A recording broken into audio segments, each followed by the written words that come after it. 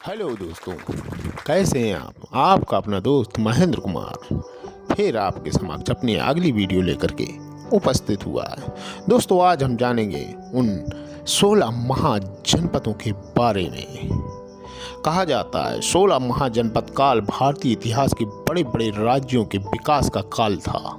आर्य सभ्यता और संस्कृति पूर्व वैदिक काल से उन्नत होती गई और उत्तरोत्तर उन्नति करते हुए राजनीतिक रूप से अधिक संगठित हो गई।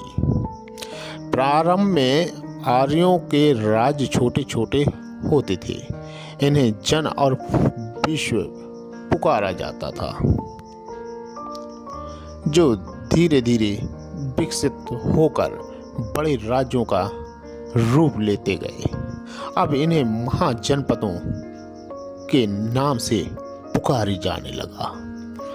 महाजनपदों का काल 1000 ईसा पूर्व से लेकर के 600 ईसा पूर्व के माना जाता रहा है।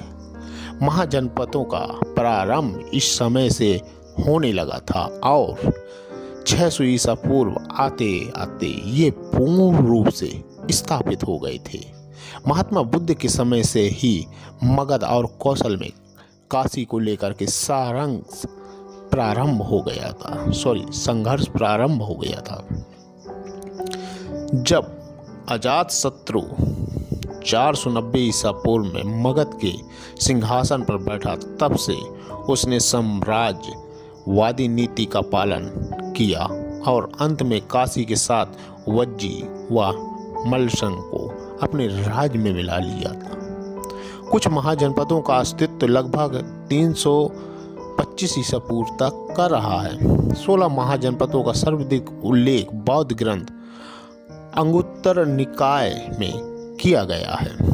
इसके अतिरिक्त अन्य विभिन्न ग्रंथों में भी महाजनपदों का उल्लेख मिलता है।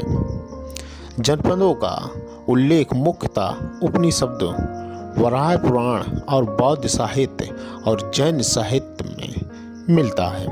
बौद्ध साहित्य सूत्र, अंगुत्तर निकाय, विनय पिटक, जातक साहित्य, बुद्ध चरित्र, ललित विस्तार आदि जैन साहित्य स्रोत, आचरण राग, नदी सूत्र, भगवती सूत्र, पंचचित्ती, परिशिष्ट वर्ण आदि।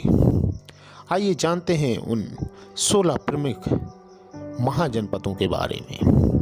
पहले जैसे आता है अंग राज्य प्राचीन भारत में वर्गीकृत 16 महाजनपदों से एक है। ये राज्य पूर्वोत्तर बिहार में स्थित था। इस राज्य की राजधानी चंपा थी, जहां वर्तमान भागलपुर में बिहार और जिला बसा हुआ है, और चंपा का प्राचीन नाम मालनी था। अंग राज्य अति प्राचीन है। महाभारत ग्रंथ में इसका उल्लेख दुर्योधन ने कर्ण को अंग देश का राजा बनाया था। तो दोस्तों, हम आज जानेंगे सिर्फ अंग देश के बारे में और उससे कुछ जुड़ी कहानियों के बारे में। जैसा कि आपने सुना कि अंग देश को कर्ण को दुर्योधन ने दिया था, तो जानते हैं हम आगे की कहानी। दोस्तों, अब थोड़ी कर्ण के ऊपर हम नज़र डालते हैं। कहा जाता है महाभारत महाकाव्य में महानायक हैं वेद व्यास जी द्वारा रचित महाभारत कर्ण और पांडवों के जीवन पर केंद्रित है। जीवन अनंत विचारजनक है। कर्ण महाभारत के सर्वश्रेष्ठ धनुर्धारियों में से एक थे। कर्ण 6 पांडवों में सबसे बड़े भाई थे। भगवान परशुराम ने स्वयं कर्ण की श्रेष्ठता को स्वीकार किया था। कर्ण की वास्तविक माँ कुंती थी और कर्ण उनके छठवें भाइयों में धर्मपिता महाराज पांडु थे। कर्ण वास्तव में पिता भगवान सूर्यदेव के पुत्र थे।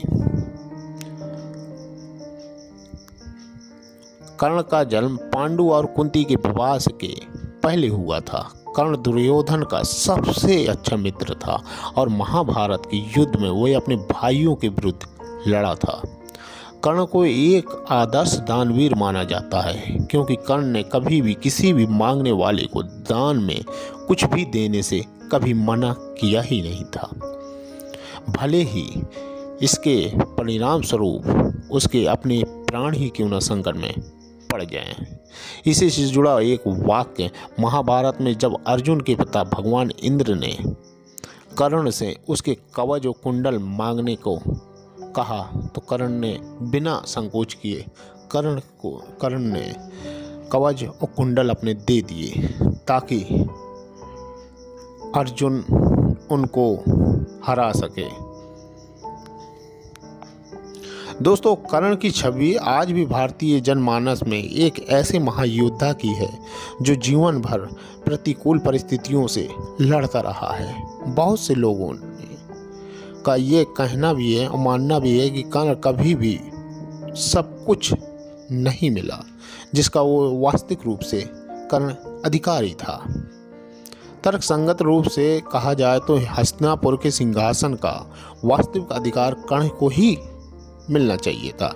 वह कुरु परिवार का सबसे सर्वश्रेष्ठ माना जाता है और धनुर्धारी में भी सर्वश्रेष्ठ माना ही जाता रहा है। दोस्तों, जैसे कि युधिष्ठिर और दुर्योधन से भी ज्येष्ठ था वो, लेकिन उसकी वास्तविक पहचान उसकी मृत्यु तक अज्ञात ही रही। कर्ण को एक दानवीर और महान योद्धा माना जाता है। उन्हें दानवीर और अंगराज कर्ण भी कहा जाता है। उसके जो जन्म को लेकर के कहानी रही है दोस्तों, कर्ण का जन्म कुंती को मिले एक वरदान स्वरूप हुआ था। जब वह कुंवारी थी तब एक बार दुर्वासा ऋषि उनके पिता के महल में पधारे। तब कुंती ने पूरी 1 वर्ष तक ऋषि की बहुत अच्छी से सेवा की थी। कुंती के सेवा भाव से प्रसन्न होकर के उन्हें अपनी दिव्य दृष्टि से यह देख लिया कि पांडु से संतान नहीं हो सकती और उसे ये वरदान दिया कि वह किसी भी देवता का स्मरण करके उनसे संतान उत्पन्न कर सकती है।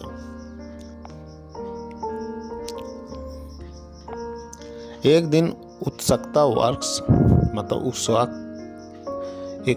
हो जाती है ना, कुंवारेपन में ही कुंती ने सूर्यदेव का ध्यान किया।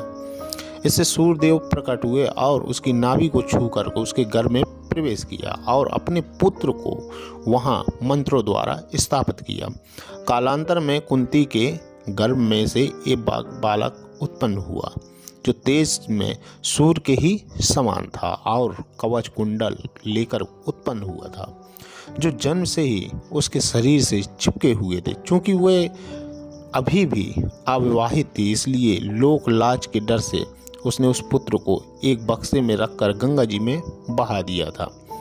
अब गंगा जी में बहा दिया था तो दोस्तों, लालन पालन का जैसे ध्यान में रखते हुए अगर देखा जाए तो भीष्म पितामह के जो सारथी थे अधिरथ, उन्होंने उसका लालन पालन किया।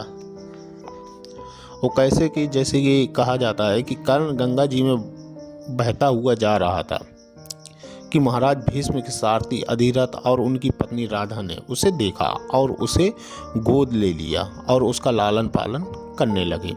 उन्होंने वासुसेन नाम दिया उस बालक का, कर्ण का। अपनी पालन करता माता के नाम पर कर्ण को राधे के नाम से भी जाने लगा। अपने जन्म के रहस्य रहस्यधारण के होने और अंग का राजा बनाए जाने के पश्चात भी कर्ण ने सदैव उन्हीं को अपना माता पिता माना है और अपनी मृत्यु तक सभी पुत्रों धर्मों को भली भांति निभाया। अंग राजा बनाए जाने के पश्चात कर्ण का एक नाम अंगराज भी पड़ा। दोस्तों, अंग की राजधानी जो थी वो चंपा थी। आज भी भागलपुर के एक मोहल्ले का नाम चंपानगर है। महाभारत की परंपरा के अनुसार अंग के बृहद्रथ और अन्य राजाओं ने मगध को जीता था।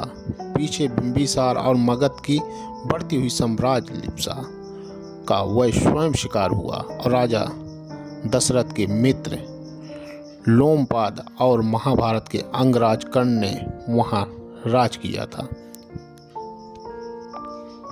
वैसे देखा जाए दोस्तों, अंग पर कई सल्तनत का अधिपत राय। अभी हमने जाना अंग। आगे हम जानेंगे दोस्तों 16 महानगर हैं। अवंती, कुरु, काशी, पंचाल, वज्जी, सूर, सेन, मल्ल, कुतन, वत्स, मत्स्य, गंधार, कंबोज, अश्मक, कौशल, मगध, ऐसे बहुत हैं दोस्तों। तो हम जानेंगे अपनी अगली वीडियो में। जब तक के लिए आपसे विदा लेता हूँ। यदि वीडियो आपको पसंद आई हो तो लाइक कमेंट जरूर करें।